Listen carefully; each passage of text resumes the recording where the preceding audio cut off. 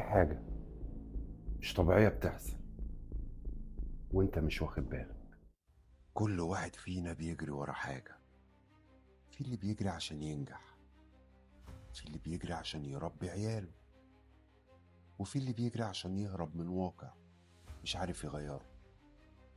بس في حاجة محدش بياخد باله منها، إنك كل مرة توصل لهدف تلاقي بعده هدف تاني بيظهر فجأة، وتلاقي نفسك دخلت دايرة جديدة وتفضل جواها من غير ما تحس.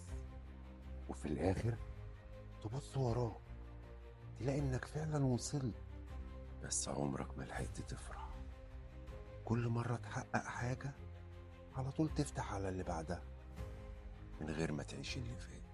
كل هدف توصل له حاول تعيشه قبل ما تسيبه، وخلي الفرحة تعيش شوية بس كده من واقع الحياة.